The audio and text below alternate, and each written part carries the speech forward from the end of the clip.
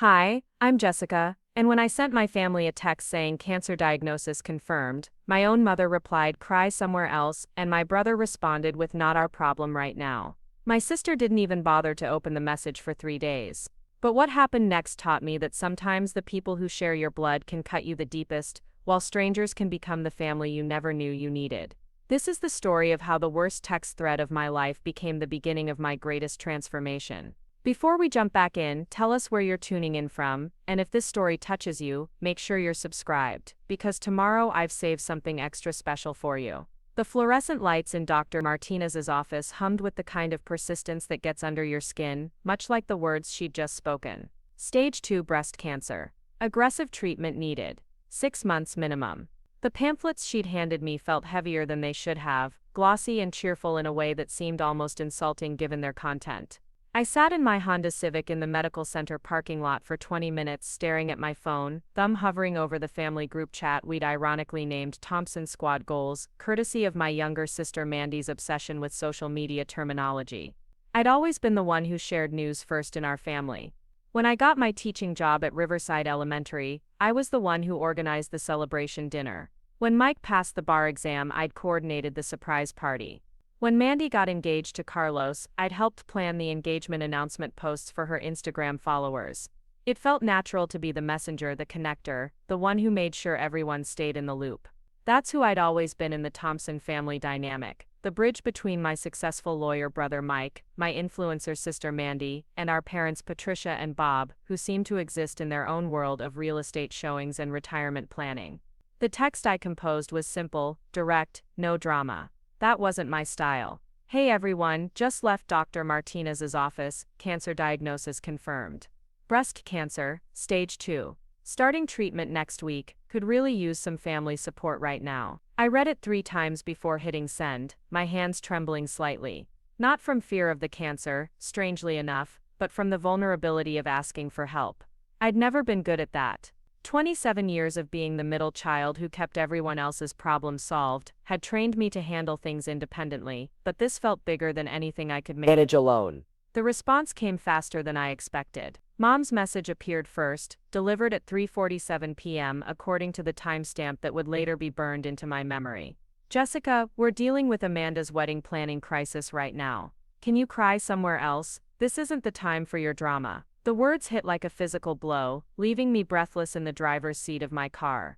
I read it again, certain I'd misunderstood somehow. But there it was, in the same blue bubble as every other family message, those words that would replay in my mind for months to come. Mike's response followed 2 minutes later, the typing indicator having shown his deliberation. Not our problem right now, Jess. Mandy's wedding is costing us enough stress without you adding to it. Handle your own issues like an adult. The casual cruelty of it was almost more shocking than Mom's message. Mike, who I'd helped through law school by lending him money I couldn't afford to lose, who I'd supported through his divorce and custody battle, who I'd celebrated with at every professional milestone. The brother who'd called me his rock was now dismissing my cancer diagnosis as an inconvenience to wedding planning. I kept staring at my phone, waiting for someone else to respond, to balance out the harshness with even a minimal expression of concern. Dad's message never came that day.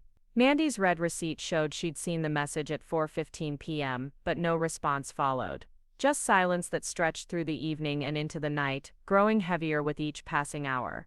I drove home through Cedar Falls's familiar streets, past the elementary school where I'd taught 3rd grade for 8 years, past the coffee shop where I'd graded papers on weekend mornings, past the life I'd built that suddenly felt fragile and uncertain. My apartment felt different when I walked in that evening, smaller somehow, as if the diagnosis had changed the physics of the space. The stack of papers I needed to grade sat on my kitchen table, 3rd graders' math homework that seemed simultaneously important and completely irrelevant. I made a cup of tea and sat by my window, looking out at the neighborhood I'd chosen specifically because it felt like home, close enough to the school that I could walk on nice days, in a part of town where neighbors still waved at each other. The normalcy of it all felt surreal against the backdrop of my family's rejection. That night, I called my Aunt Linda in Portland, my dad's sister who'd always been the warmest presence at family gatherings despite living across the country. Her voice broke when I told her about the diagnosis, and then it sharpened with anger when I shared the family's response. "That's not family, honey," she said, her words carrying a weight I wasn't ready to fully understand yet. "That's just people who happen to share your last name."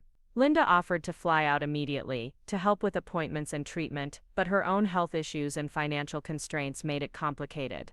Still, hearing genuine concern in someone's voice, after the coldness of those text messages, felt like finding water after wandering in a desert. I spent the rest of that first night researching treatment options, insurance coverage, and support resources, tasks that felt manageable compared to processing my family's reaction. The practical aspects of fighting cancer seemed straightforward. Follow the treatment plan, maintain nutrition, get enough rest, attend appointments. The emotional landscape was far more complex, a territory I wasn't prepared to navigate. I'd built my adult life around being the reliable one, the sister who showed up, the daughter who remembered birthdays and organized celebrations. The idea that this identity might be one-sided had never seriously occurred to me. Sleep came fitfully that night, interrupted by the phantom buzzing of my phone that I kept checking for delayed responses that never materialized. When morning arrived, bringing with it the reality of needing to inform my principal about medical leave and begin the process of arranging substitute coverage for my classroom, I felt the first stirrings of something that wasn't quite anger yet, but was definitely harder than hurt. It was the beginning of a clarity I didn't know I needed, though it would take weeks for me to fully understand what I was seeing. The breakfast routine I'd maintained for years felt mechanical as I prepared. Preparing and narrating this story took us a lot of time, so if you are enjoying it, subscribe to our channel. It means a lot to us. Now back to the story. For another day of teaching, though everything was different now. Coffee tasted the same, the news played the same stories. My reflection in the bathroom mirror looked unchanged, but I carried the knowledge that my family's love apparently came with conditions I'd never been told about. As I gathered my teaching materials and prepared to face a classroom full of 8-year-olds who would need my energy and attention, I realized I was entering a new phase of my life where I'd need to redefine what family meant and who deserved access to my heart. The walk to Riverside Elementary took longer than usual that morning, not because I was moving slowly, but because I found myself noticing details I'd previously overlooked. The way Mrs. Henderson from down the street always tended her garden before sunrise, how the crossing guard at Main Street knew every child's name, the genuine warmth in the coffee shop owner's greeting when I stopped for my usual order. These people, who owed me nothing, offered more kindness in casual interactions than my own family had shown in my moment of greatest need. It was a realization that would grow more significant as the days passed, though at the time it was just a fleeting observation in a morning full of adjustments to a new reality. Standing in my empty classroom before the students arrived, surrounded by the colorful bulletin boards and carefully arranged learning centers I'd created with such care, I made my first real decision in this new chapter of my life. I would fight this cancer with everything I had, not for my family's approval or support, but for the children who counted on me, for the life I'd built independently, and for the person I was discovering I could become when stripped of the need to be everyone else's emotional caretaker.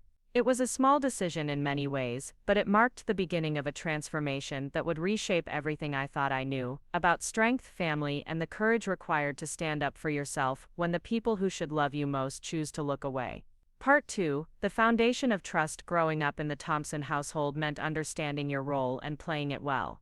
I was the mediator, the one who smoothed over conflicts between Mike's academic pressure and Mandy's creative rebellion. When Mike struggled with organic chemistry in college, I spent my summer break tutoring him through video calls, sacrificing my own plans to ensure he stayed on track for medical school before he switched to law. When Mandy wanted to drop out of college to pursue social media full-time, and Dad threatened to cut off all support, I spent hours on the phone with both sides, crafting a compromise that allowed her to finish her degree while building her online presence. The pattern had started early. I was 9 when Mom and Dad began having serious marriage troubles, arguing late into the night about money and Dad's drinking. Mike, being 3 years older, retreated into his books and activities, while 6-year-old Mandy developed night terrors from the shouting. I became the one who crawled into Mandy's bed when she cried, who distracted Mike with games when the tension got too thick, who learned to read the early warning signs of an argument and redirect conversations before they exploded. Mom noticed my peacemaking abilities and began relying on them more and more. Jessica has such emotional intelligence, she'd tell her friends. She just knows how to handle people. It felt like praise at the time, though now I recognize it as the moment I became responsible for everyone else's emotional well-being. The financial support had started in high school and never really stopped. When Mike needed money for LSAT prep courses, I worked extra shifts at the movie theater and contributed $300 from my college savings. When Mandy's car broke down during her sophomore year and she couldn't afford repairs, I took out a small personal loan to help her out. When Mom and Dad's real estate business hit a rough patch during the 2008 recession, I deferred college for a semester and worked full-time to help with household expenses, contributing every paycheck to keep their house out of foreclosure. Each time, the family narrative was that we all helped each other, that this was what family meant.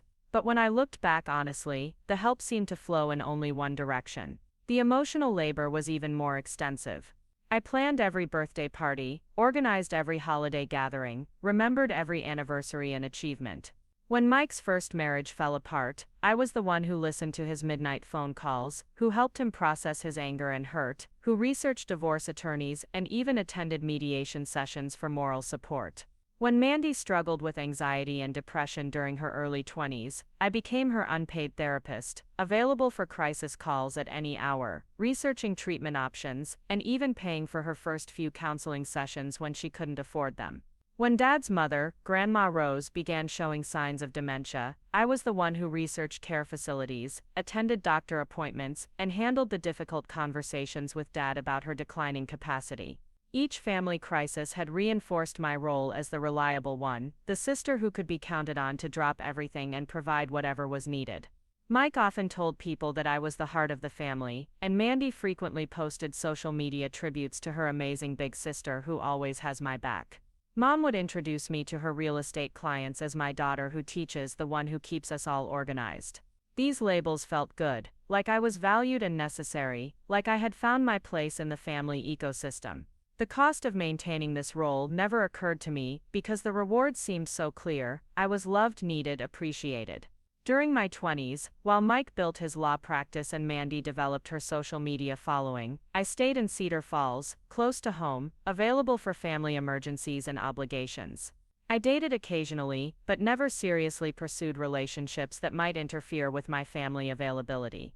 When my college boyfriend proposed and wanted to move to Chicago for his career, I turned him down partly because I couldn't imagine being that far from my family when they needed me. When a teaching opportunity arose in Des Moines with significantly better pay and benefits, I declined because Mom was going through a difficult period with the real estate market and needed my emotional support. My life decisions were filtered through the question of how they would affect my ability to be there for my family. The asymmetry of our relationships became most apparent during holidays and special occasions.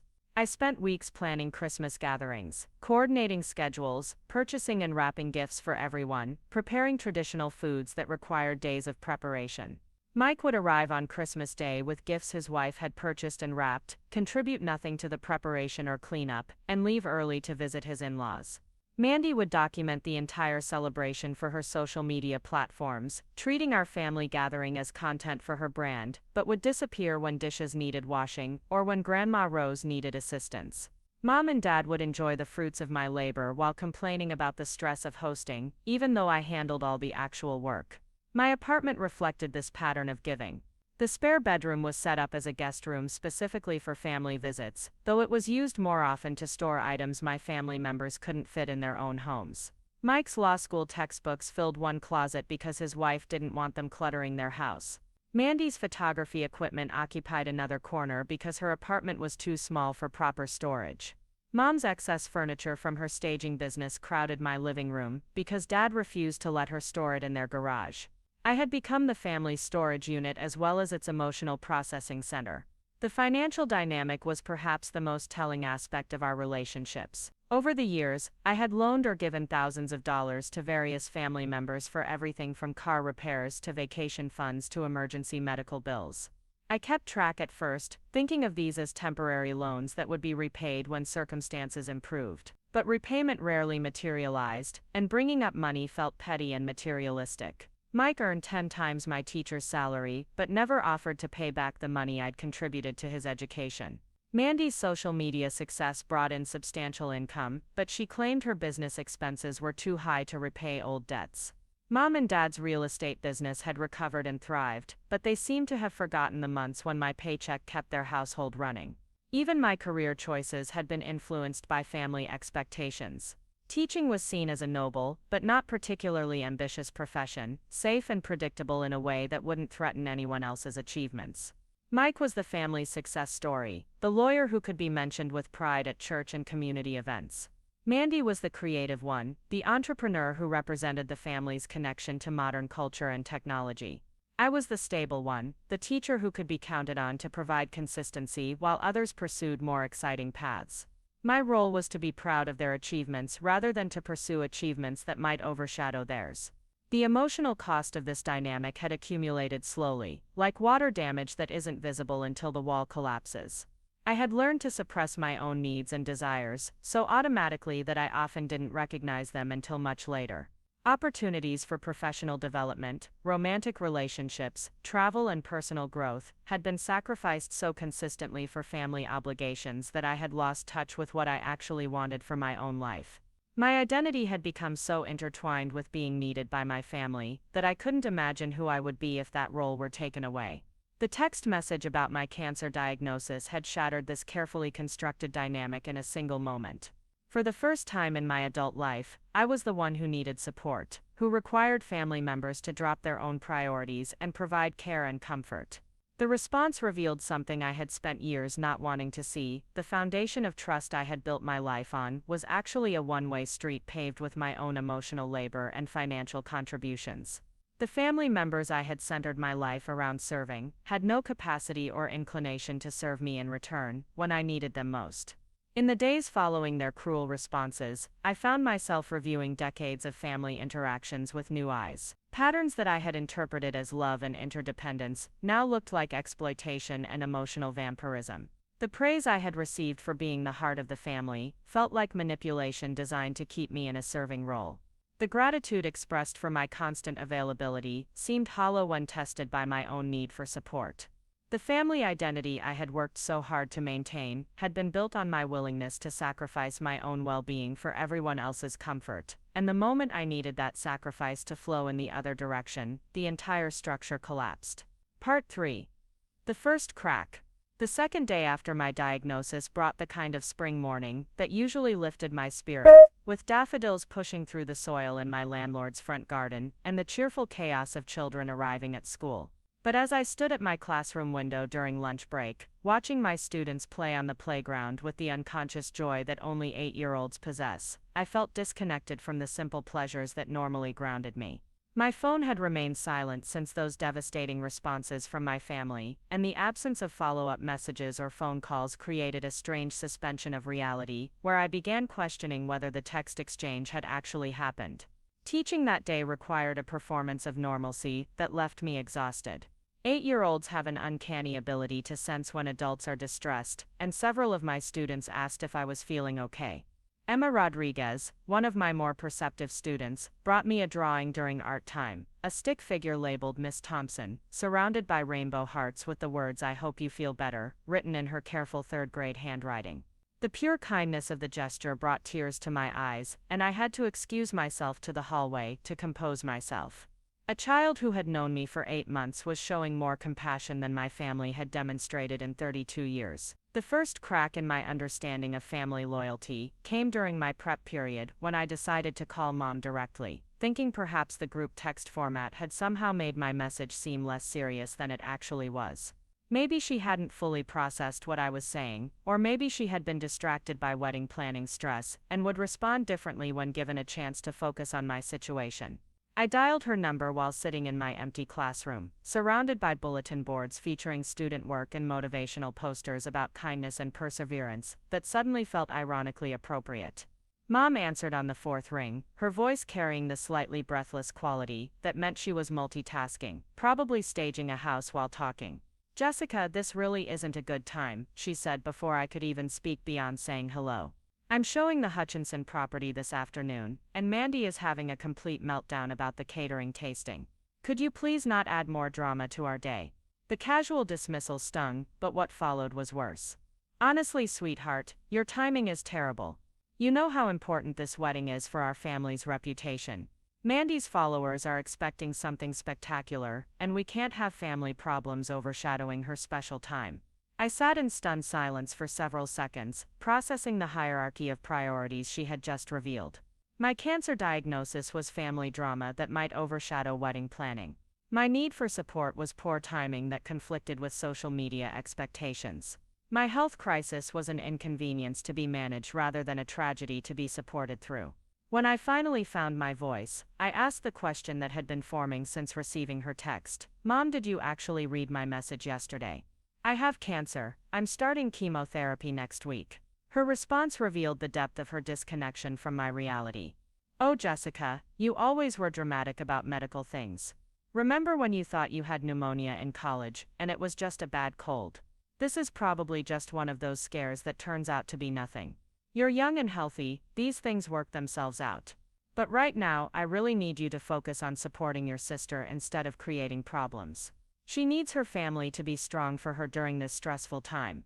The conversation ended with her hanging up to take another call, leaving me holding my phone in an empty classroom, trying to process the reality that my mother had just dismissed my cancer diagnosis as attention-seeking behavior. The crack widened during my drive home when I decided to stop by Mike's office, thinking that perhaps a face-to-face conversation would penetrate the callousness he had displayed in his text message. His law firm occupied a prestigious building downtown, with mahogany panels and brass fixtures designed to convey success and stability. The receptionist knew me from previous visits and smiled warmly as she announced my arrival. Mike kept me waiting for 20 minutes, which wasn't unusual, but when he finally emerged from his office, his expression was impatient rather than concerned. Jess, I really can't chat long, he said without offering a hug, or even asking how I was feeling. I have a deposition in an hour, and I'm not prepared. What's so urgent that you had to come here instead of just calling? His tone suggested that my physical presence was an imposition, and his body language conveyed irritation rather than brotherly concern. When I reminded him about my diagnosis, and explained that I needed to discuss practical matters like medical power of attorney and emergency contacts, his reaction was dismissive in a way that felt deliberately cruel. Look, Jess, I don't have time for hypochondriac episodes right now, he said, echoing Mom's dismissive attitude. You've always been anxious about health stuff. Remember when you convinced yourself you had diabetes because you were tired all the time? This is probably the same thing. But even if it's not, I'm in the middle of a major case. Mandy's wedding is consuming all of Mom and Dad's energy, and we just can't drop everything for every medical scare you have. You're an adult, figure it out yourself. He actually turned away from me while speaking, gathering papers from his desk, as if our conversation was already over. The most devastating part of this exchange was his casual reference to my history of health anxiety, which had developed precisely because of my family's pattern of dismissing my concerns and forcing me to advocate for myself medically. The diabetes scare he mentioned had actually been validated by my doctor, who found that I was pre-diabetic and needed dietary changes. The exhaustion I had experienced was later attributed to iron deficiency anemia that required months of treatment. But in Mike's version of family history, my legitimate health concerns were transformed into evidence of hypochondria, creating a narrative that allowed him to dismiss my current crisis without feeling guilty. As I left his office building and walked to my car, I experienced a moment of clarity that felt like stepping out of a fog I hadn't realized I was walking through. My family's responses weren't just lacking in compassion, they were actively rewriting the narrative of my diagnosis to minimize its significance and justify their lack of support. They were protecting themselves from the inconvenience of my cancer by deciding it wasn't real, wasn't serious, or wasn't their responsibility. This realization marked the beginning of my understanding that their love for me was conditional on my ability to maintain my role as the family's emotional caretaker and financial backup plan. The evening brought an unexpected validation when my principal doctor, Sarah Williams, called to check on me after I had submitted my medical leave paperwork that afternoon. Her concern was immediate and genuine, asking about my treatment plan, my support system, and what the school could do to make my absence as smooth as possible. She had barely known me for 2 years in a professional capacity, yet her response contained more empathy and practical support than my family had offered. She immediately began discussing substitute arrangements, health insurance details, and even mentioned that several teachers had already expressed interest in contributing to a meal train once my treatment began. That phone call highlighted the growing contrast between my family's rejection and the support I was receiving from my professional community. Dr. Williams spent 30 minutes discussing logistics and resources, connecting me with the district's employee assistance program, and ensuring that my health insurance would remain active throughout my leave. She treated my diagnosis as serious and my needs as legitimate, creating a framework of support that my own family had refused to provide. The conversation ended with her invitation to reach out anytime I needed anything, and her promise that my job would be waiting for me when I was ready to return. The crack in my family foundation deepened that night when I received a group text from Mandy that wasn't directed at me specifically, but was clearly intended for me to see. She had sent photos from her catering tasting to the family group chat, accompanied by excited commentary about menu options and decorator details. The timing felt deliberately insensitive, coming less than 48 hours after my diagnosis announcement, and their collective rejection of my need for support. What struck me most powerfully was the enthusiastic responses from Mom, Dad, and Mike, offering opinions and encouragement for wedding planning while maintaining complete silence about my health crisis. The juxtaposition was stark and revealing. Mandy's catering choices generated immediate engagement and emotional investment from family members who claimed to be too stressed and busy to acknowledge my cancer diagnosis. Mom wrote paragraph-long responses about food presentation and guest preferences. Dad, who rarely participated in group texts, sent multiple messages about budget considerations and vendor recommendations.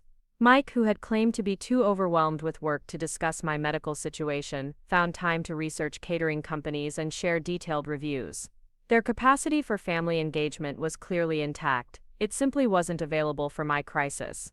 This pattern continued over the following days as wedding-related messages flowed freely through our family group chat while my original message about cancer sat unacknowledged and unanswered.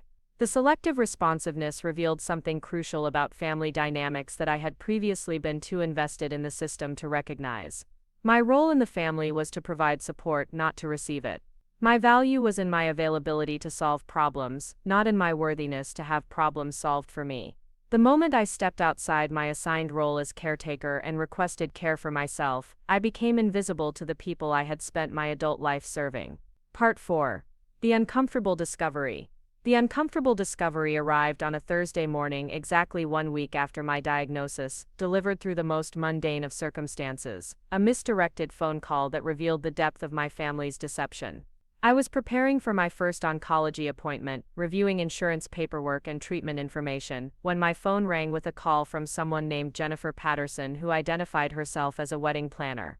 She apologized for calling so early but explained that she had been trying to reach Patricia Thompson about final headcount numbers for the rehearsal dinner, and she had been given my number as an emergency contact for wedding-related communications. The conversation revealed details about Mandy's wedding planning that I had been completely excluded from, despite being positioned as the family organizer for nearly every previous celebration. Jennifer mentioned venue deposits I hadn't known about, vendor meetings I hadn't been invited to, and family discussions about wedding logistics that had apparently been taking place without my knowledge or input.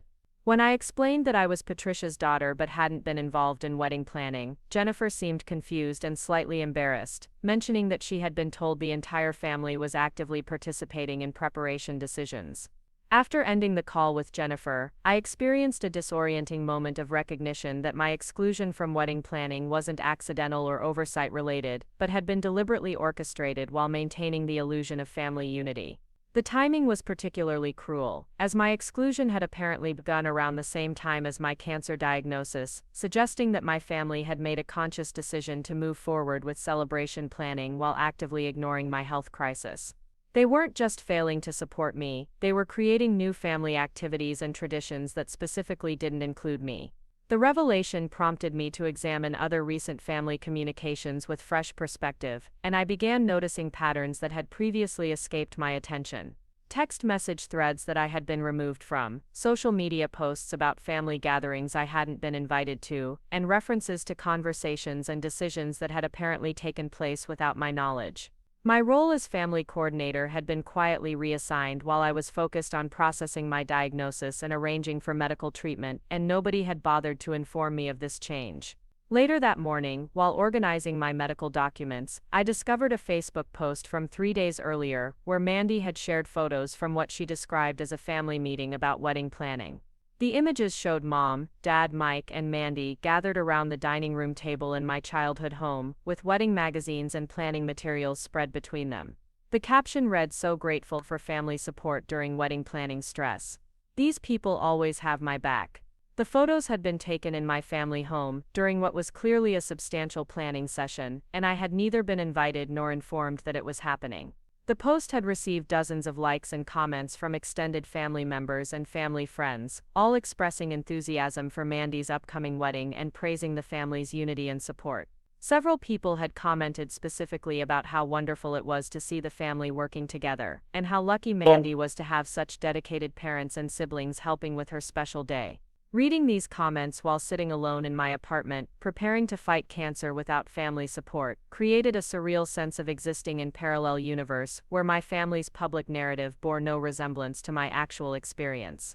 The discovery process accelerated when I decided to investigate more systematically, checking social media accounts and family communication patterns that I had previously taken for granted.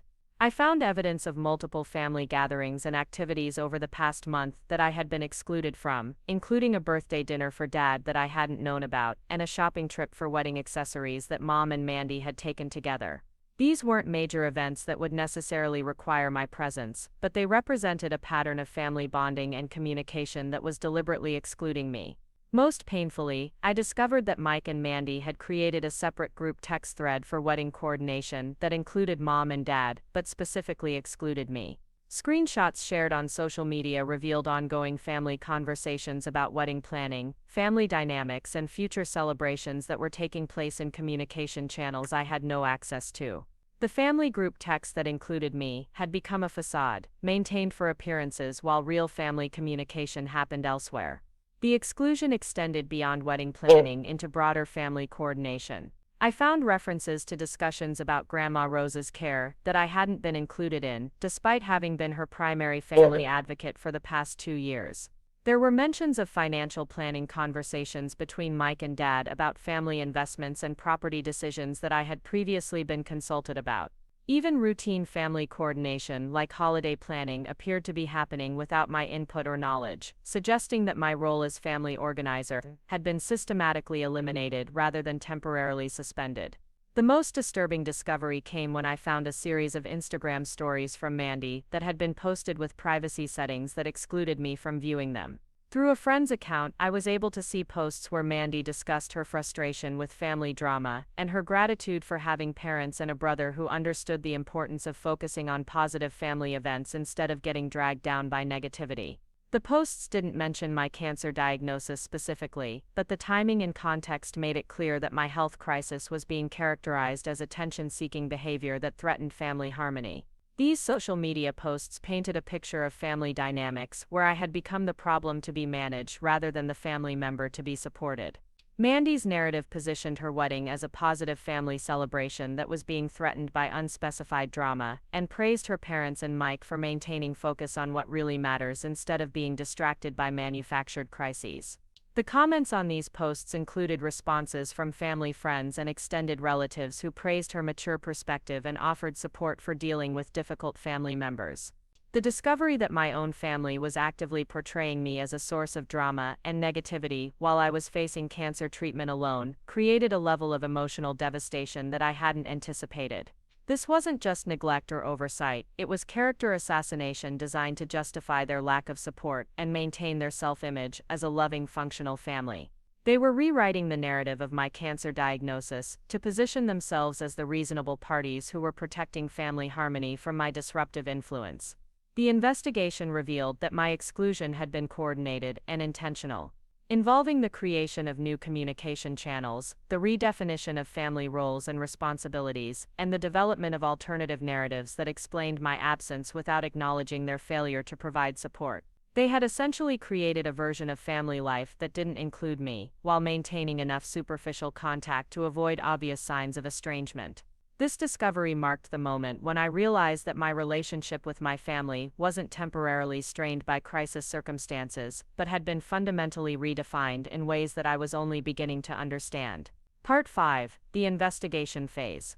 The systematic investigation into my family's deception began with the kind of methodical approach I used when creating lesson plans for my third-grade students, gathering evidence, organizing information, and looking for patterns that revealed deeper truths. What started as an attempt to understand the scope of my exclusion from wedding planning evolved into a comprehensive examination of family financial dynamics, communication patterns, and relationship histories that painted a disturbing picture of long-term manipulation and exploitation. My first step was to review bank statements and financial records going back 5 years, a task I had avoided because I generally preferred not to think about money beyond ensuring my bills were paid and my modest savings account remained stable. What I discovered was a pattern of financial requests and emergencies that had drained significantly more resources from my teacher's salary than I had realized. The individual amounts had seemed manageable at the time, but when calculated cumulatively, I had provided over $18,000 to various family members over a 5-year period, with no repayment and little acknowledgement of the financial sacrifice this represented relative to my income. The financial analysis revealed particularly troubling patterns around timing and justification. Mike's requests for money had often coincided with social media posts about expensive purchases or vacation trips, suggesting that my contributions were funding lifestyle choices rather than addressing genuine emergencies. Mandy's financial needs had frequently been presented as business investments that would eventually generate returns that could benefit the whole family. But her social media presence showed expensive equipment purchases and travel expenses that suggested the money was being used for personal rather than business purposes. Most disturbing was the discovery that Mom had been using my financial contributions to maintain her real estate business's appearance of success during periods when commissions were low, allowing her to continue projecting prosperity while privately relying on my teaching salary to cover basic expenses. The requests had been framed as temporary assistance during slow months, but the pattern revealed a dependency that had lasted for years. My financial support had enabled my family to maintain lifestyle standards and public images that weren't supported by their actual income, making me an unwitting accomplice in their deception of others. The investigation expanded to include social media archaeology, systematically reviewing years of family posts to understand how my contributions and sacrifices had been portrayed to the broader community. I discovered that my financial support had been invisible in family narratives, while my family members received credit for achievements and stability that had been partially funded by my teacher's salary. Mike's law practice success story omitted the thousands I had contributed to his education and early career expenses. Mandy's entrepreneurial independence narrative ignored the financial backing I had provided during her business development phase. Most painfully, I found posts where my family members had complained about financial stress and celebrated financial victories without acknowledging my contributions to either their problems or their solutions. Mom had posted about the challenges of maintaining her business during economic downturns, while accepting my money to cover those exact challenges. Dad had shared pride about supporting his children's career aspirations, while I was the one actually providing financial backing for those aspirations. The invisible nature of my support allowed them to maintain narratives of independence and self-sufficiency that weren't accurate. The communication investigation revealed even more sophisticated patterns of exclusion and manipulation. By reviewing message timestamps and participation patterns in family group texts, I discovered that substantial family discussions often happened in private conversations before being presented to me as decided matters that just needed my logistical support. Major family decisions about holiday plans, care arrangements for Grandma Rose, and financial commitments had been made without my input, then presented to me as collaborative family choices that I was expected to help implement. The messaging analysis also revealed how my opinions and preferences were systematically minimized when they conflicted with family consensus. When I had expressed concerns about Grandma Rose's care facility, my input had been dismissed as overprotective, but private messages between other family members revealed that they shared my concerns, but didn't want to deal with the inconvenience of making changes.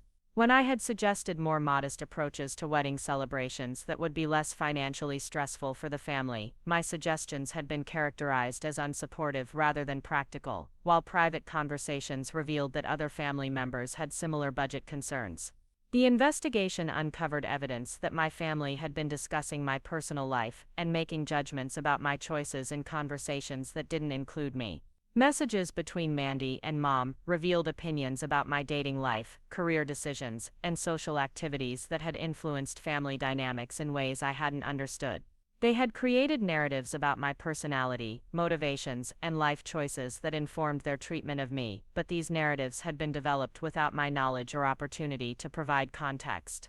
Most devastatingly, I discovered that my cancer diagnosis had been discussed in detail in family communications that excluded me, with family members sharing opinions about my prognosis, treatment decisions, and emotional state as if they had expertise they didn't possess. These conversations revealed that they had concluded I was exaggerating the severity of my condition, that my treatment needs were disruptive to family priorities, and that my emotional response to their lack of support was evidence of mental instability rather than legitimate hurt from their abandonment.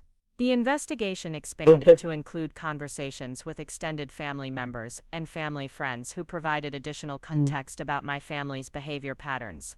Aunt Linda confirmed that my financial support to the family had been substantial and largely unacknowledged, and she shared her own observations about my parents' tendency to exploit my helpful nature.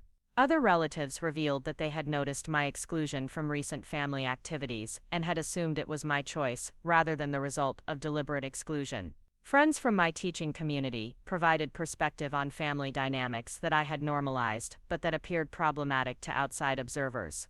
Colleagues had noticed that I frequently adjusted my schedule to accommodate family needs, but that family members rarely reciprocated when I had professional or personal commitments.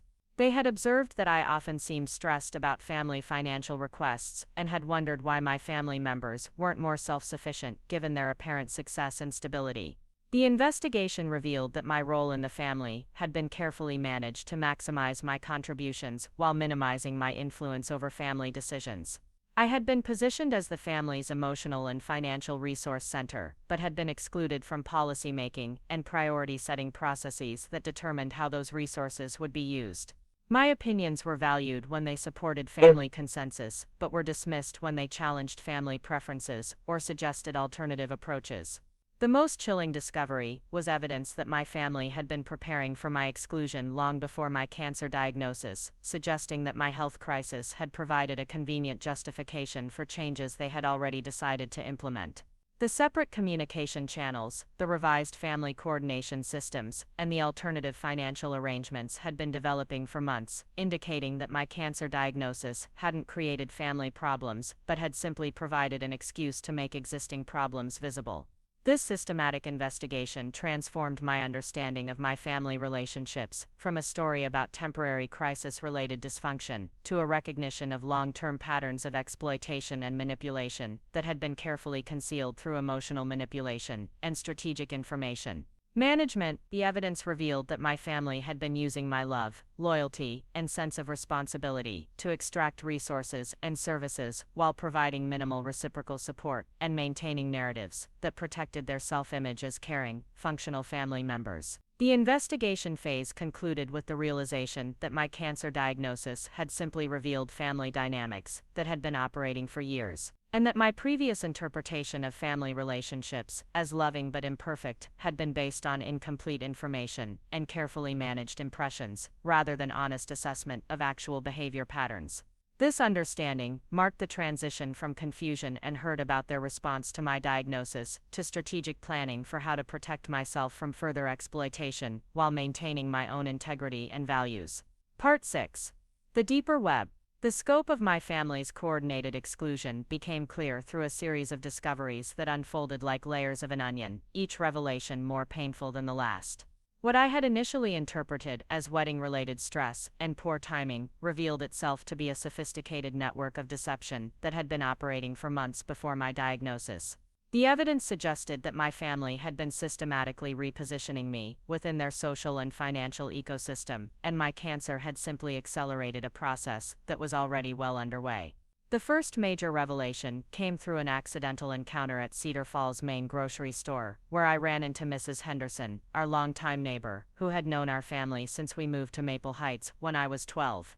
She approached me with genuine concern, having heard through the neighborhood network about my diagnosis, but what she shared during our conversation revealed information that my own family hadn't bothered to provide. According to Mrs. Henderson, my parents had been telling neighbors for weeks that I was going through a difficult phase and that they were giving me space to work through some personal issues. This narrative positioning was particularly insidious because it reframed my family's abandonment as respectful boundary setting, while simultaneously suggesting that I was the source of family problems that required management. Mrs. Henderson mentioned that several neighbors had asked about me, wondering why I hadn't been visible at recent family gatherings they had observed from their windows. My parents had apparently explained my absence as a choice I was making, rather than acknowledging that I hadn't been invited to these gatherings in the first place. The conversation with Mrs. Henderson also revealed that my family had been discussing my financial situation with neighbors, sharing information about my struggles with money management and my tendency to ask family for help with bills. This characterization was particularly cruel, given that the actual pattern involved me providing financial assistance to them, not the reverse. The narrative they had constructed painted me as financially irresponsible and emotionally needy, creating a foundation for neighbors to view my eventual isolation from family activities as a natural consequence of problematic behavior, rather than abandonment during a health crisis. Further investigation revealed that this narrative had been carefully disseminated through multiple social channels. At the coffee shop where I had been a regular customer for years, the owner mentioned that Mom had been in recently, sharing her concerns about my emotional instability and explaining that the family was trying to balance support with enabling. The pharmacist at the local drugstore had been told that I was going through a rough patch and that family members were having to set boundaries for their own well-being. Each conversation had planted seeds of a story that justified their treatment of me, while positioning themselves as long-suffering family members dealing with a difficult relative. The financial manipulation was even more extensive than my initial investigation had revealed. Through careful analysis of family social media posts, particularly Mom's real estate business promotions and Mike's professional networking content, I discovered that my financial contributions had been used to maintain business appearances that were generating income and opportunities for them. Mom's real estate success had been partially built on her ability to invest in property staging and marketing materials that I had unknowingly funded through emergency loans that were never repaid. Mike's law practice had benefited from professional development opportunities and networking events that my financial support had made possible during his early career struggles. Most disturbing was the discovery that Mandy's social media business success was partially built on a lifestyle image that my financial contributions had helped maintain. The apartment rent, photography equipment, travel experiences, and wardrobe that formed the foundation of her influencer brand had been subsidized by my teaching salary during her business development phase. Her posts about financial independence and entrepreneurial success were built on a foundation of family support that she had never acknowledged publicly or repaid privately. The web of deception extended into my professional life in ways I hadn't anticipated. Through conversations with colleagues, I learned that Mike had been in contact with my principal, Dr. Williams, supposedly to coordinate family support during my medical leave. However, his actual conversations had focused on questioning my emotional stability and suggesting that my family was concerned about my ability to handle the stress of treatment and teaching simultaneously. He had positioned himself as a concerned family member, trying to protect both my students and my own well-being, while actually undermining my professional reputation and creating doubt about my competence. This professional interference was particularly devastating because teaching was the one area of my life where I felt truly valued and successful. Mike's conversations with my principal had planted seeds of concern about my emotional resilience and decision-making capacity, potentially affecting my job security and professional relationships. He had used his status as a lawyer and concerned family member to create an official record of family concerns about my mental state, establishing a paper trail that could be used to justify future decisions about my capacity to make medical, financial, or professional choices. The coordination between family members was more sophisticated than I had initially realized. Text message evidence revealed that they had been sharing strategies for managing conversations with me, comparing notes about my emotional state, and developing consistent narratives about family dynamics that would be shared with outside parties. They had created a communication protocol that ensured their version of events would be consistent across different social contexts, while I remained unaware that these conversations were taking place. Mike had taken the lead in legal and professional contexts, using his lawyer status to lend credibility to family concerns about my judgment and stability. Mom had focused on social and community networks, sharing carefully crafted stories about family challenges that positioned her as a devoted mother dealing with a difficult daughter. Mandy had managed the social media narrative, creating content that celebrated family unity while subtly excluding me from family celebrations and achievements. Dad had remained largely silent, but his passive agreement with the others' narratives had provided additional validation for their version of events. The timeline of their coordination revealed that serious conversations about my role in the family had been taking place for months before my cancer diagnosis. References in their private communications suggested that they had been discussing my dependency on family relationships and my inability to establish healthy boundaries, long before I had any indication that they viewed our relationships as problematic. They had been analyzing my behavior patterns, my financial requests, and my emotional needs as evidence of dysfunction rather than as normal family interdependence. The most chilling aspect of this coordination was the evidence that they had been consulting with outside professionals about strategies for managing what they characterized as my enmeshment with family systems. References to conversations with therapists, financial advisors, and even legal consultants suggested that they had been developing a comprehensive plan for restructuring family relationships that would reduce their obligations to me while maintaining their access to my resources and support. The discovery that my family had been seeking professional guidance on how to extract themselves from reciprocal relationships with me while maintaining the benefits of my support was devastating in ways I struggled to process. They had invested time, energy, and money into developing strategies for exploitation that were sophisticated enough to be legally and socially defensible. This wasn't impulsive cruelty or temporary selfishness, it was calculated manipulation that had been carefully planned and professionally validated. The web of deception extended into financial institutions and legal frameworks that I hadn't considered. Mike had been researching power of attorney options and medical decision-making authorities that would allow family members to control my resources and choices in the event that my cancer treatment affected my cognitive capacity. These investigations had been positioned as protective measures, but the timing and secrecy suggested that they were actually preparing to assume control over my assets and decisions regardless of my actual capacity or preferences. The coordination between family members had also involved research into my insurance benefits, treatment costs, and potential disability accommodations that would affect my earning capacity and financial independence. They had been calculating the financial impact of my cancer treatment and considering how changes in my economic situation might affect their access to my resources. These calculations had been conducted without my knowledge, as if my financial capacity was a family asset to be managed rather than my personal circumstance to be supported through. The deeper investigation revealed that my family's behavior wasn't just unsupportive during a health crisis, it was part of a long-term strategy to maximize their benefits from our relationships while minimizing their reciprocal obligations. They had been systematically repositioning me from family member to resource provider, using sophisticated manipulation techniques that had been researched and professionally validated. The cancer diagnosis had simply provided an opportunity to accelerate this process by creating circumstances where my need for support could be reframed as evidence of my dysfunction rather than legitimate family obligation. Part 7. The Confirmation Moment. The undeniable confirmation of my family's betrayal came through a conversation I was never meant to overhear, delivered with such casual cruelty that it left no room for interpretation or wishful thinking about their motivations.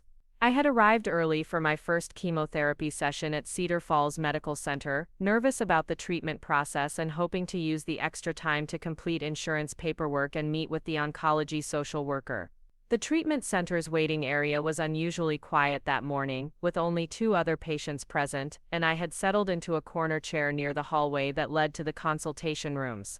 20 minutes before my scheduled appointment, I heard familiar voices approaching from the direction of the patient information desk, and I recognized Mom and Mike's voices before I could see them.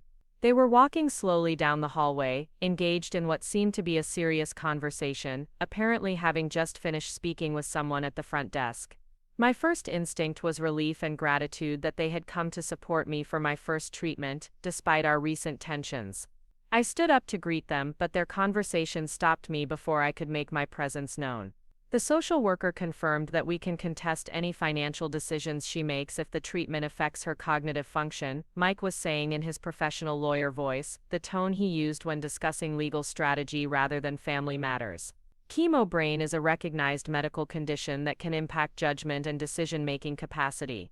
If she starts making choices that seem irrational or financially irresponsible, we have grounds to petition for conservatorship, especially with her history of poor money management. Mom's response revealed the depth of their planning and the casual nature of their betrayal. Good, because I'm worried she might get desperate and start asking for larger amounts of money, or worse, start thinking she deserves some kind of inheritance consideration because of this cancer drama.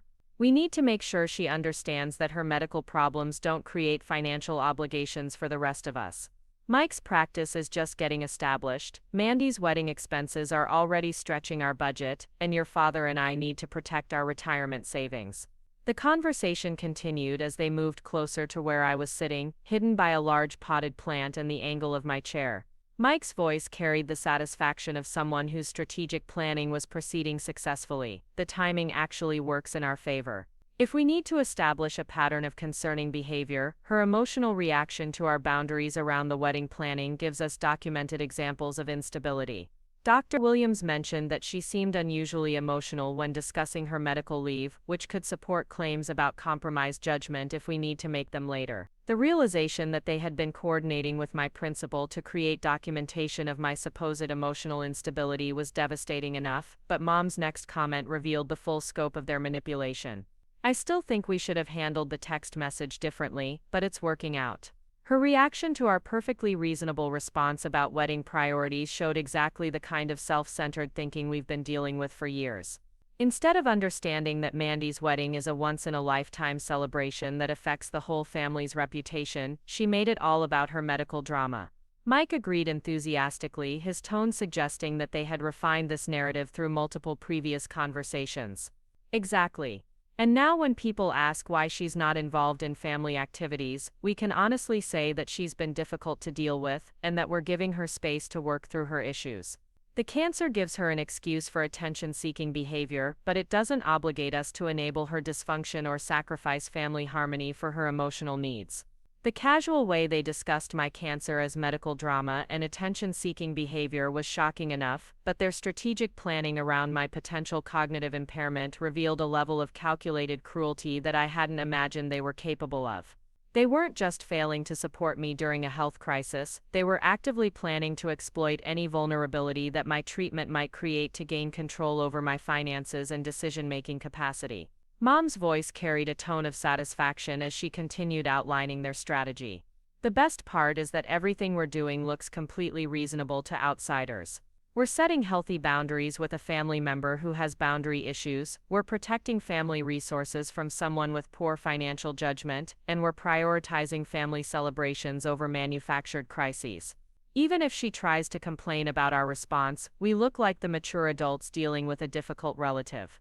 The sophistication of their public relations strategy was breathtaking in its calculated malice.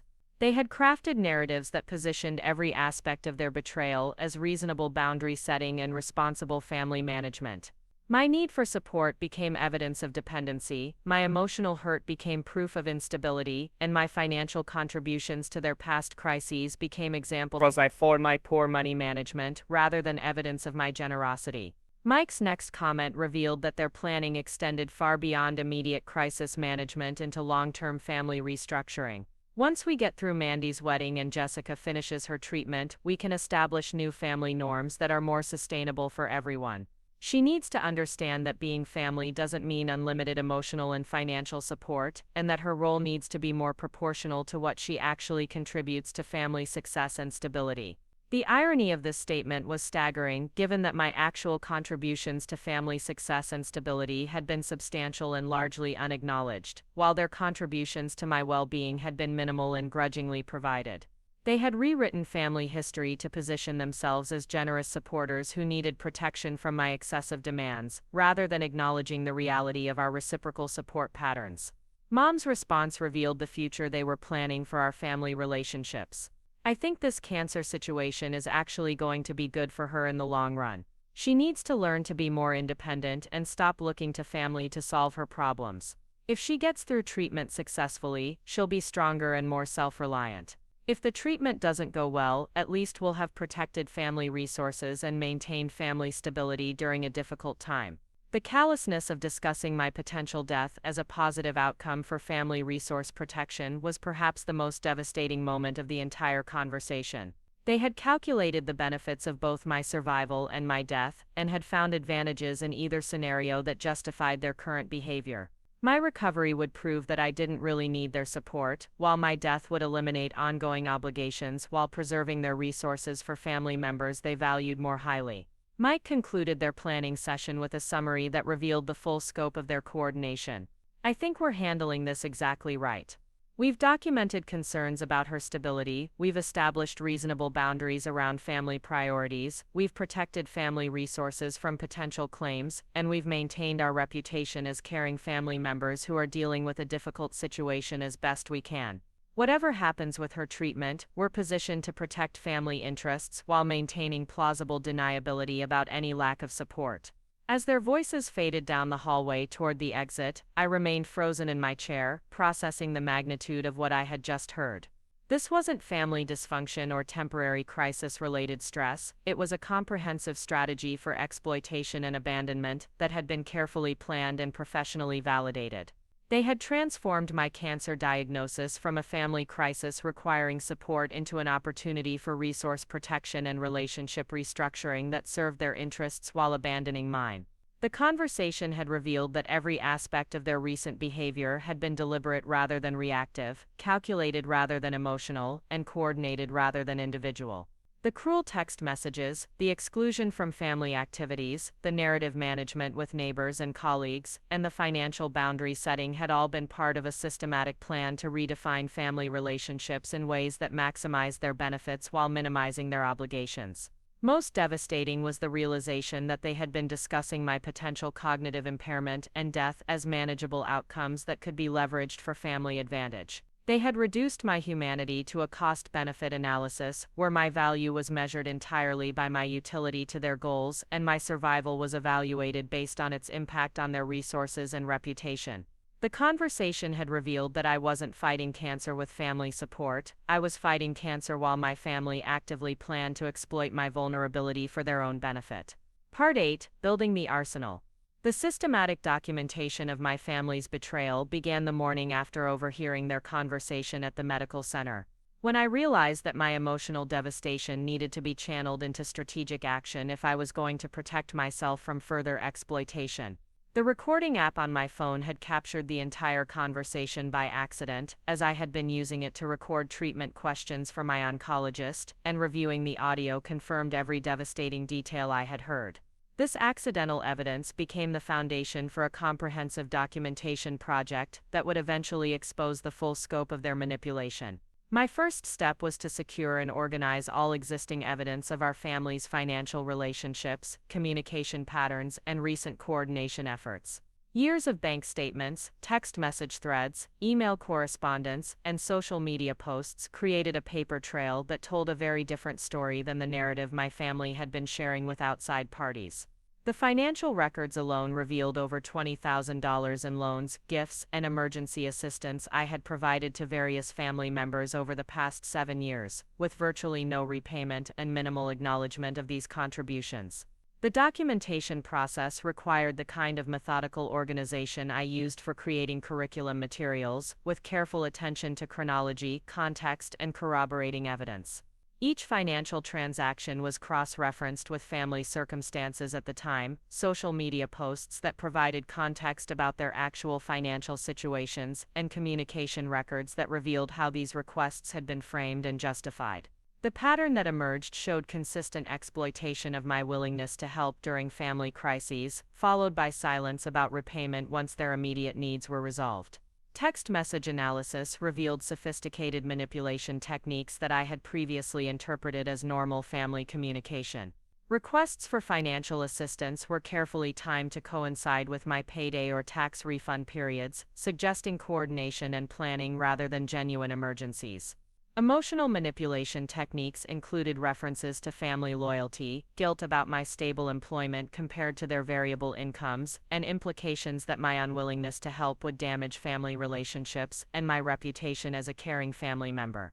The investigation expanded to include social media archaeology that revealed how my contributions had been invisible in their public narratives about family relationships and individual achievements. Mike's posts about law school graduation and early career success omitted any reference to the financial support that had made his education possible. Mandy's content about entrepreneurial independence ignored the substantial financial backing she had received during her business development phase. Mom's posts about real estate success didn't acknowledge the emergency loans that had kept her business operational during slow periods. Email correspondence provided additional evidence of coordination between family members in managing their requests for assistance and their strategies for avoiding repayment. Messages between Mike and Mom revealed discussions about my financial capacity and the most effective approaches for requesting help. Communications between Mandy and Mom included planning about timing requests to avoid overlap and strategies for maintaining plausible deniability about the frequency and scope of their financial dependence on my income. The documentation project revealed that my family had been sharing information about my personal finances, employment benefits, and spending patterns without my knowledge or consent. They had been discussing my insurance coverage, retirement contributions, and savings account balances, as if this information was family property rather than my private financial data. This information sharing had informed their strategic planning about when and how to request assistance, and had allowed them to calculate my capacity to provide support without jeopardizing my own financial stability.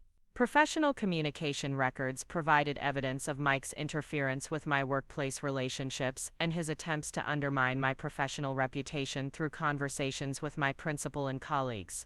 Email exchanges revealed that he had positioned these communications as concerned family coordination, while actually planting seeds of doubt about my emotional stability and decision-making capacity. His lawyer credentials had lent credibility to these communications, making his concerns seem professional and objective rather than strategic and manipulative. Medical documentation became crucial evidence as I began recording conversations with healthcare providers and requesting copies of all communications between medical staff and family members who had inquired about my treatment. The evidence revealed that Mike and Mom had been contacting my healthcare providers with questions about my prognosis, treatment costs, and potential cognitive effects of chemotherapy. These inquiries had been framed as supportive family involvement, but the specific focus on financial implications and decision-making capacity revealed their actual motivations. Insurance and legal document analysis revealed attempts to position family members as beneficiaries or decision-makers for my accounts and policies without my explicit authorization. Mike had been researching power of attorney options and medical proxy arrangements that would give family members control over my healthcare and financial decisions if my treatment affected my cognitive capacity. These investigations had been conducted without my knowledge, despite his legal expertise making him aware that such arrangements required my informed consent. The arsenal of evidence expanded to include witness statements from colleagues, neighbors, and extended family members who had observed problematic patterns in my family's treatment of me over the years. These conversations revealed that other people had noticed the one-sided nature of our family relationships, the exploitation of my helpful nature, and the recent escalation of exclusionary behavior around my cancer diagnosis. Several people mentioned having felt uncomfortable with my family's responses to my diagnosis but had been unsure how to address their concerns. Technology evidence included screenshots of social media posts, privacy settings that had been adjusted to exclude me from family communications, and metadata from communications that revealed the timing and coordination of family discussions about my situation. Digital evidence provided timestamps and participation patterns that corroborated the systematic nature of their planning and coordination efforts. Financial institution records provided additional evidence of my family's research into my accounts, credit history, and insurance benefits without my authorization. Mike had used his lawyer status to make inquiries about my financial standing and potential vulnerabilities that could be exploited if my treatment affected my earning capacity or decision-making ability. These inquiries had been framed as estate planning assistance, but the timing and focus revealed their connection to strategic planning around my cancer treatment. The documentation process also included recording ongoing conversations and interactions with family members to capture additional evidence of their coordination and manipulation techniques. Audio recordings of phone calls and in-person conversations provided real-time evidence of their strategies for managing communications with me while maintaining their alternative narratives with outside parties. Legal consultation provided guidance on organizing evidence for potential future proceedings related to financial exploitation, medical decision-making disputes, or defamation claims related to their narrative management with my professional and social networks. The attorney I consulted confirmed that the evidence I had gathered documented clear patterns of financial exploitation and emotional manipulation that could support various legal claims if I chose to pursue them. The arsenal building process revealed that my family's betrayal was not only extensive but also sophisticated enough to require equally strategic response planning. Their coordination, professional consultation, and legal research had created a formidable system of exploitation that could only be effectively challenged with comprehensive evidence and strategic planning. The documentation project transformed my emotional devastation into actionable evidence that could protect me from further exploitation and potentially hold them accountable for their behavior. Part 9: The Testing Ground. The opportunity to observe my family's behavior while armed with complete knowledge of their true intentions came through an invitation I initially wanted to decline. Mandy's bridal shower, scheduled for the Saturday afternoon 3 weeks into my chemotherapy treatment. The invitation arrived via text message from Mom, worded with the kind of careful casualness that suggested extensive discussion about whether to include me at all. Mandy would love to have you at her shower if you're feeling up to it. No pressure, we understand if treatment makes it too difficult. The phrasing was masterfully manipulative, positioning my attendance as conditional on my physical capacity while implying that my absence would be understood and perhaps even expected. It provided them with perfect deniability about exclusion while placing the burden on me to prove my wellness and family commitment. After careful consideration, I decided to attend, recognizing this gathering as an ideal opportunity to observe their behavior while they believed I remained unaware of their coordination and planning. Preparing for the shower required strategic planning that went far beyond choosing an appropriate outfit and gift. I carefully tested my recording equipment, reviewed my mental notes about their recent communications and planning, and prepared conversation strategies that would encourage them to reveal additional information about their coordination while appearing to be normal family interaction. The goal was to document their behavior while maintaining the appearance of normal family participation. The shower was held at the country club where Mom had maintained a membership for 15 years, a venue choice that emphasized the family's social status and Mandy's importance as a bride worthy of elegant celebration. The guest list included extended family members, family friends, and Mandy's social media network, creating an audience that incentivized performance of family harmony and celebration. I arrived precisely on time, having calculated that early arrival might create uncomfortable one-on-one conversations while late arrival could be interpreted as attention-seeking or disrespectful. Mom's greeting was perfectly calibrated for public consumption, warm enough to demonstrate family inclusion while subtle enough to signal underlying tension to observant family members. "Jessica, you look wonderful, we're so glad you could make it. How are you feeling?" Her tone carried just enough concern to emphasize my medical situation while maintaining the cheerful atmosphere appropriate for a bridal celebration. The hug she offered was brief and superficial, more of a photo opportunity than genuine physical affection. Mike's wife Sarah provided an interesting contrast to the immediate family's behavior, greeting me with genuine warmth and specific questions about my treatment progress that demonstrated actual interest in my well-being.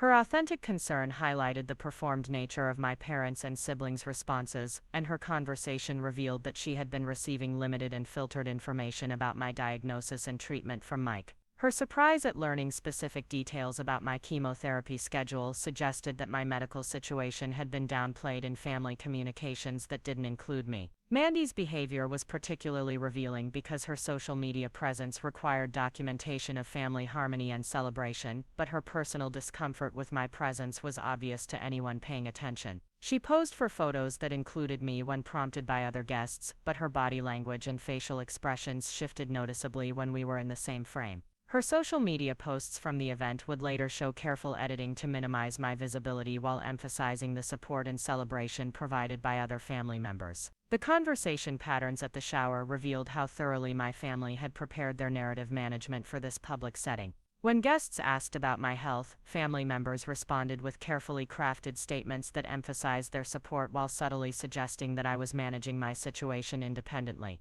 "Jessica is handling everything so well, she's always been so strong and capable," became a recurring theme that positioned my independence as admirable while implying that extensive family support wasn't necessary. Extended family members provided additional insight into the narrative management that had been occurring in communications I wasn't privy to. Aunt Linda, attending via video call from Portland, mentioned having heard that I was going through a rough patch but managing well with professional support. This phrasing suggested that my family had been framing my cancer treatment as emotional difficulty rather than serious medical crisis, and had emphasized external support systems to minimize implications about family obligations. The gift opening ceremony provided an opportunity to observe family dynamics around financial expectations and social performances. My gift, a substantial contribution to Mandy's household registry that represented a significant portion of my current income, was received with polite appreciation but no special acknowledgement of the sacrifice it represented given my medical expenses and reduced income during treatment.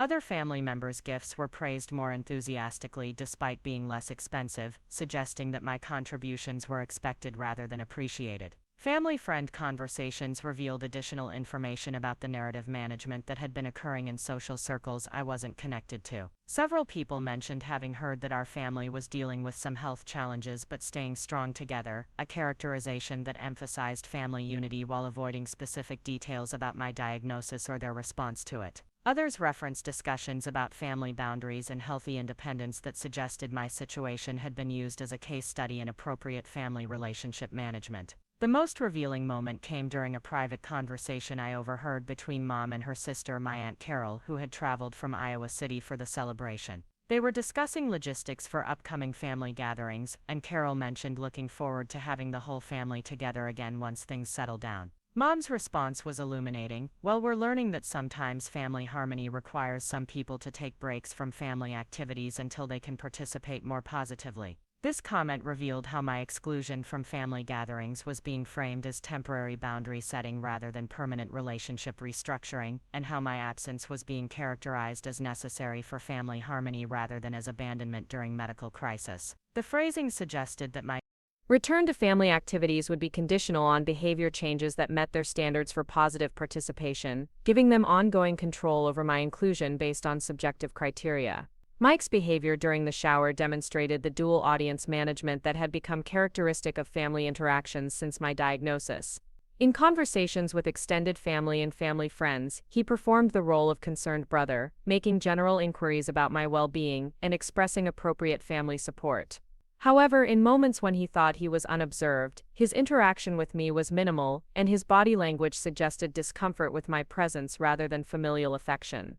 The testing ground revealed that my family had developed sophisticated strategies for managing public perceptions of our relationships while maintaining their private coordination and manipulation. They could perform family unity and concern when observed by others, while simultaneously implementing exclusion and narrative management that served their interests. Their behavior was carefully calibrated to their audience, demonstrating awareness that their treatment of me wouldn't withstand public scrutiny if their actual motivations and coordination were revealed. Most significantly, the shower provided evidence that their narrative management was working effectively with their social network. Extended family members and family friends had accepted their characterization of my situation and their response to it, viewing their behavior as appropriate boundary setting rather than exploitation and abandonment. This social validation was reinforcing their confidence in their strategy and reducing their concern about potential consequences for their treatment of me. The testing ground experience confirmed that confronting my family's behavior would require more than emotional appeals or private conversations, because they had successfully positioned themselves as reasonable actors dealing with a difficult family member who needed boundaries and independence. Any effective response would need to address their public narrative management and provide evidence that contradicted their carefully constructed story about family dynamics and my role in our relationship problems. Part 10. External validation. The transformation from isolated victim to empowered advocate began with a phone call I almost didn't make, to someone I had never met, about documentation I wasn't sure would matter to anyone beyond myself. Attorney Rebecca Martinez specialized in elder abuse and family exploitation cases, and her office had been recommended by the Employee Assistance Program at my school district. When I finally gathered the courage to schedule a consultation, I expected validation of my legal options, but I received something far more valuable: confirmation that my experience represented a recognizable pattern of family financial abuse that had clear legal remedies and social support systems. Rebecca's response to my documentation was immediate and decisive. Within 30 minutes of reviewing my evidence, she had identified multiple legal violations, including financial exploitation, medical privacy breaches, and defamation that had clear civil and potentially criminal implications. Her professional assessment transformed my emotional devastation into actionable legal claims, providing external validation that my family's behavior wasn't just hurtful but actually illegal in several specific ways. The relief of having a legal professional confirm that my perceptions were accurate and my rights had been violated was overwhelming in ways I hadn't anticipated. The evidence I had gathered impressed Rebecca not just for its comprehensiveness, but for its documentation of sophisticated manipulation techniques that she recognized from other family exploitation cases. The coordination between family members, the narrative management with outside parties, the financial research conducted without my consent, and the strategic planning around my medical vulnerability represented what she described as textbook predatory family behavior that required professional intervention to address effectively. Rebecca's analysis revealed that my family's behavior had crossed multiple legal boundaries that I hadn't recognized as violations during their occurrence. Mike's interference with my employment relationships constituted professional defamation that could affect my career prospects and earning capacity. Mom's sharing of my financial information with neighbors and community members violated privacy laws and contributed to reputational damage that had measurable social consequences. The family's coordination in researching my medical decision-making capacity without my knowledge represented a form of harassment that could be addressed through restraining orders and legal sanctions. Most significantly, Rebecca identified my family's financial exploitation as meeting the legal definition of elder abuse, even though I was only 32 years old. Because the exploitation had occurred in the context of a medical vulnerability that compromised my ability to protect myself from financial manipulation. The loans that were never repaid, the emergency assistance that had enabled their lifestyle choices, and the strategic research into my assets and insurance benefits constituted a pattern of financial abuse that could be prosecuted criminally and addressed through civil restitution claims. The consultation with Rebecca also provided insight into protective strategies that could prevent further exploitation and manipulation. She recommended immediate steps to secure my financial accounts, revoke any informal permissions my family had been using to access my financial information, and establish legal documentation that would prevent them from claiming authority over my medical or financial decisions in the future. These protective measures transformed my sense of vulnerability into practical empowerment. Rebecca connected me with additional resources, including a support group for family financial abuse survivors, a nonprofit organization that assisted with legal costs for exploitation cases, and a therapist who specialized in family estrangement and boundary setting. These referrals created a network of professional support that replaced the family support system that had been revealed as exploitative and manipulative. For the first time since my diagnosis, I had access to people who understood my situation and were committed to helping me protect myself rather than exploit my vulnerabilities. The support group for family financial abuse survivors provided particularly powerful validation because it included other people who had experienced similar patterns of exploitation and manipulation by family members. Hearing their stories revealed that my experience was part of a recognized phenomenon, rather than a unique family dysfunction, and their strategies for recovery and protection provided practical guidance for rebuilding my life without exploitative family relationships. Dr. Elizabeth Chen, the therapist Rebecca had recommended, specialized in family estrangement cases and provided immediate validation that my decision to limit contact with my family was psychologically healthy rather than the emotional instability my family had been claiming. Her professional assessment confirmed that my family's behavior met clinical definitions for emotional abuse and financial exploitation, and that my responses had been proportionate and appropriate given the severity of their manipulation. The therapy sessions with Dr. Chen provided frameworks for understanding how family exploitation develops and perpetuates, helping me recognize that my role as family caretaker had been carefully cultivated to maximize my contributions while minimizing my influence over family decisions. Her analysis revealed that my family had been using sophisticated manipulation techniques including gaslighting, financial grooming, and emotional blackmail that required professional intervention to address effectively. Dr. Chen's assessment also validated my decision to document my family's behavior rather than continuing to pursue reconciliation or family therapy. Her experience with similar cases had taught her that families who engage in coordinated exploitation rarely respond to traditional therapeutic interventions, and that survivors often need to prioritize self-protection over family preservation. This professional perspective provided permission to focus on my own recovery rather than continuing to invest energy in relationships that had been revealed as fundamentally exploitative. The legal and therapeutic validation provided by these professionals created a foundation for rebuilding my sense of reality, after months of gaslighting and manipulation. My family's narrative about my emotional instability and attention-seeking behavior was contradicted by professionals who recognized their behavior as abusive, and my responses as healthy self-protection. This external validation was crucial for maintaining confidence in my perceptions when my family continued their attempts to undermine my credibility and decision-making capacity. The employee assistance counselor at my school district provided additional professional validation when I shared documentation of Mike's interference with my workplace relationships. Her analysis confirmed that his communications with my principal represented inappropriate family interference that could affect my professional reputation and career prospects. She recommended documentation strategies that would protect my employment interests and prevent further family interference with my professional relationships. Medical professionals at the cancer center provided validation that my family's behavior was affecting my treatment outcomes and recovery prospects. The oncology social worker confirmed that family support was crucial for cancer recovery, and that the stress created by family conflict could compromise treatment effectiveness and long-term health outcomes. Her professional assessment provided medical justification for limiting contact with family members whose behavior was contributing to treatment-related stress.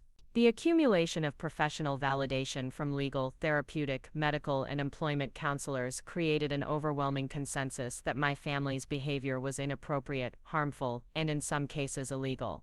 This external validation transformed my understanding of the situation from family dysfunction requiring my accommodation to criminal behavior requiring legal intervention and professional protection.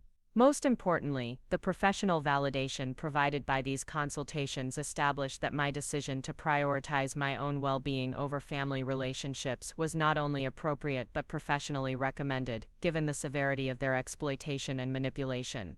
The guilt and self-doubt that my family had cultivated through years of emotional manipulation were contradicted by multiple professional assessments that confirmed I was protecting myself from genuinely harmful behavior rather than overreacting to normal family stress. The network of professional support that emerged from these consultations provided ongoing validation and guidance as I continued to navigate the challenge of rebuilding my life without exploitative family relationships. Each professional contact reinforced that my experience was recognizable, my responses were appropriate, and my decision to prioritize self-protection was psychologically and legally sound. Part 11: The Strategic Confrontation. The decision to confront my family directly came after weeks of strategic planning with Rebecca Martinez and Dr. Chen, who both emphasized that any confrontation needed to be carefully orchestrated to maximize my safety while minimizing opportunities for them to manipulate the narrative or escalate their exploitation. We scheduled the confrontation for a Saturday afternoon at my parents' house, using the pretense of discussing practical arrangements for my ongoing treatment to ensure their attendance while avoiding suspicion about my actual agenda. The preparation for this confrontation involved more than just gathering evidence and planning talking points. It required psychological preparation for facing people who had spent months coordinating to exploit my vulnerability, while maintaining public facades of family concern. Dr. Chen had warned me that confronting exploitative family members often results in escalated manipulation tactics, including guilt, threats, and attempts to undermine the victim's credibility. So I needed to be prepared for their response to focus on attacking my mental state rather than addressing their documented behavior. I arrived at my childhood home carrying a folder containing copies of all the evidence I had gathered, along with a recording device that Rebecca had recommended for documenting their responses to the confrontation. The house looked exactly as it had during my childhood, with Mom's carefully maintained landscaping and Dad's workshop visible through the garage window, but the familiar setting felt surreal given what I now knew about the people who lived there and their calculated manipulation of my love and loyalty. Mom greeted me at the door with the same performed warmth she had displayed at Mandy's bridal shower, asking about my treatment progress and commenting on how well I looked despite the challenges of chemotherapy. Her ability to maintain this facade of concern while knowing about her coordination with Mike and their strategic planning around my medical vulnerability was disturbing in its practiced ease. Dad emerged from his recliner to offer a brief hug that felt mechanical rather than affectionate, and Mike arrived within minutes of my arrival, suggesting they had coordinated the timing of this gathering more carefully than they had indicated. Mandy's absence was notable and obviously intentional, as she had been included in much of their coordination, but her social media presence made her participation in a confrontation risky for their public narrative management. Her exclusion from this meeting revealed their awareness that their behavior couldn't withstand documentation or public scrutiny, and their desire to minimize the number of people who would be directly implicated in their response to my evidence. The conversation began with their attempts to control the agenda by focusing on practical medical arrangements and family scheduling around my treatment needs. Mom brought up upcoming family gatherings and Mandy's wedding timeline, positioning these topics as the primary family concerns that my medical situation needed to accommodate. Mike discussed insurance logistics and treatment cost considerations, framing these practical matters as evidence of family support, while avoiding acknowledgement of their emotional abandonment and financial exploitation. My decision to record the conversation proved immediately valuable when I began presenting evidence of their coordination and manipulation. The audio documentation would later reveal their specific responses to each piece of evidence, including their attempts to deny documented facts, reframe their behavior as appropriate boundary setting, and attack my credibility rather than address their actions.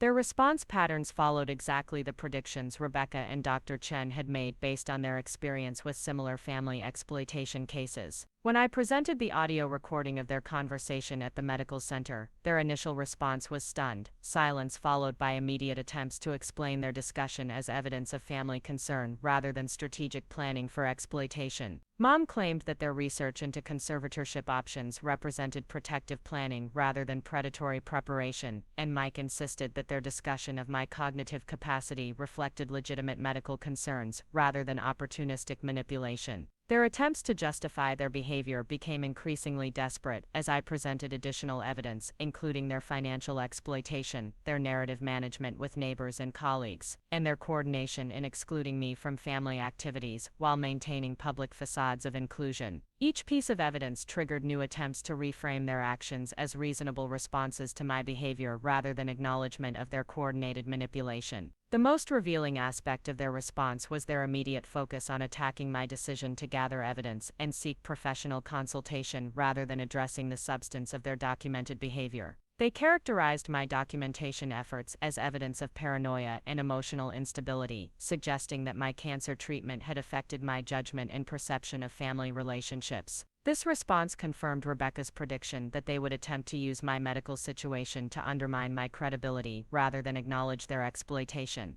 Mike's legal training became apparent in his attempts to minimize the significance of their documented coordination by questioning the legality of my evidence gathering and suggesting that their private conversations were being taken out of context. His focus on procedural challenges rather than substantive responses revealed his awareness that their behavior couldn't be justified on its merits, and his attempt to use legal technicalities to avoid accountability for documented exploitation. Mom's response focused on emotional manipulation, expressing hurt that I had betrayed family trust by documenting their behavior and seeking outside intervention rather than addressing problems through family communication. Her characterization of my self-protection efforts as family betrayal revealed the depth of her investment in maintaining exploitative relationship dynamics and her inability to recognize legitimate boundaries as anything other than family disloyalty. Dad's contribution to the confrontation was minimal but revealing, as his passive agreement with Mom and Mike's responses demonstrated his complicity in their coordination while avoiding direct accountability for their strategic planning.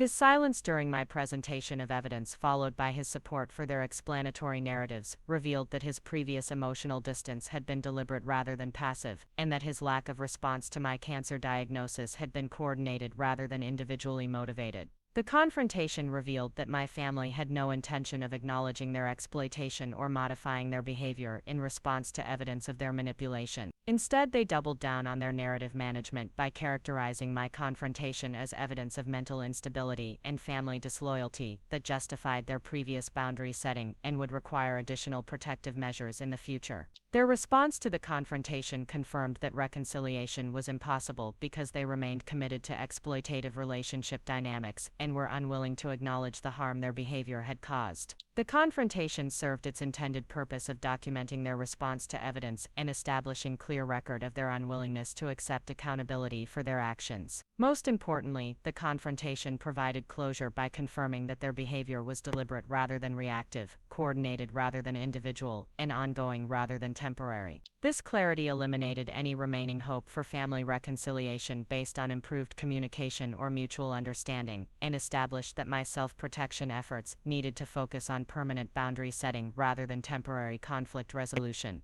Part 12. The reckoning. The public exposure of my family's coordinated exploitation began with a carefully crafted email sent to extended family members, family friends, and community members who had been receiving my family's managed narrative about my cancer diagnosis and their response to my medical needs. The email included selected evidence from my documentation, along with clear explanations of how their public statements about family support contradicted their actual behavior and coordination. The response was immediate, overwhelming, and more supportive than I had dared to hope. Within hours of sending the email, my phone began receiving calls and messages from people who had been misled by my family's narrative management and wanted to express their shock and support. Aunt Linda called from Portland in tears, expressing horror at learning the truth about my family's response to my diagnosis and offering to fly out immediately to provide practical and emotional support. Neighbors who had been told I was going through a difficult phase reached out to offer assistance with meals, transportation, and household needs they hadn't realized I was managing alone during treatment. The response from my teaching colleagues was particularly powerful, as several people mentioned having felt concerned about my principal's conversations with Mike, but hadn't known how to address their discomfort with his characterization of my emotional state and professional capacity.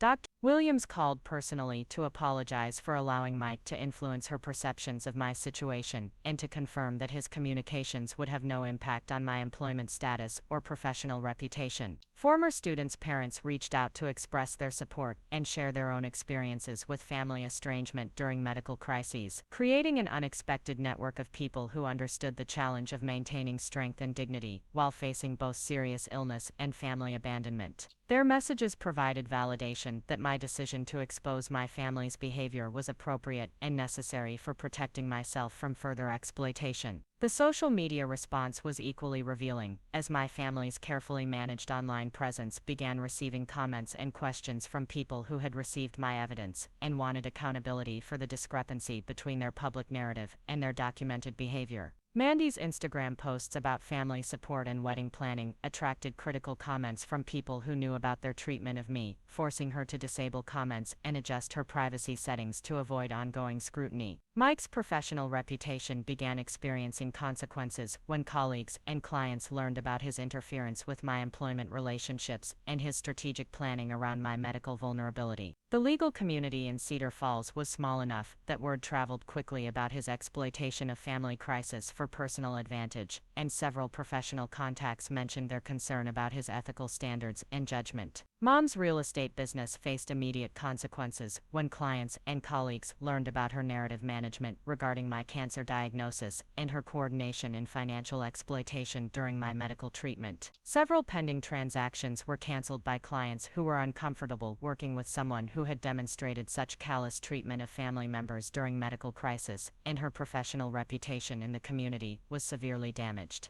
The response from extended family members was particularly devastating for my family's narrative management, as people who had been accepting their explanation of my absence from family activities began demanding accountability for their deception and expressing support for my decision to limit contact with exploited family members. Family friends who had been sympathetic to their characterization of me as difficult and emotionally unstable reached out to apologize for accepting their narrative without seeking my perspective. The documentation I had provided to community members included evidence of their coordination, financial exploitation, and strategic planning that was shocking enough to prompt several people to share their own experiences with similar family manipulation during medical crises. This community response revealed that my experience was part of a broader pattern of family exploitation during vulnerability that needed public awareness and social accountability. Church members and community leaders who had been receiving my family's narrative about appropriate boundary setting and family harmony expressed horror at learning the truth about their coordination and manipulation. Several people mentioned feeling manipulated themselves by my family's explanation of their behavior and expressed appreciation for the clarity provided by documented evidence of their actual motivations and planning. The professional consequences for my family members escalated when the evidence I had shared began circulating through their respective professional networks. Mike's law practice faced scrutiny from colleagues who were concerned about his ethics and judgment, particularly regarding his interference with my employment relationships and his strategic planning around my medical vulnerability. Mom's real estate business experienced client cancellations and colleague distancing that had immediate financial impact on her income and professional reputation. The social consequences were equally significant, as my family found themselves isolated from community support systems they had relied on for validation and social connection. Neighbors who had been sympathetic to their explanation of family difficulties began avoiding them, and social invitations decreased as people became uncomfortable with their documented manipulation and exploitation. Most importantly, the public exposure eliminated their ability to continue manipulating community narratives about our family relationships and my role in family conflicts. The evidence had created a clear record of their coordination and manipulation that couldn't be explained away through additional narrative management or emotional manipulation techniques. The reckoning also included financial consequences, as several people who had been considering business relationships with Mike or Mom reconsidered their plans based on evidence of their exploitation and manipulation. Professional referrals decreased, and social connections that had supported their business development were damaged by community awareness of their behavior. The exposure created accountability that my family had never expected to face, as their coordination and manipulation had been based on assumptions that their behavior would remain private and that I would be too vulnerable to seek outside support or document their exploitation. The public response demonstrated that community members were capable of recognizing and responding appropriately to documented family exploitation when provided with clear evidence. The reckoning established that their behavior had social and professional consequences that extended far beyond their relationship with me, creating incentives for behavior modification that internal family confrontation could never achieve. The community response provided validation and support that replaced the family relationships I had lost, while holding my family accountable for exploitation they had assumed would remain hidden and consequence-free. Up next, you've got 2 more standout stories right on your screen. If this one hit the mark, you won't want to pass these up. Just click and check them out.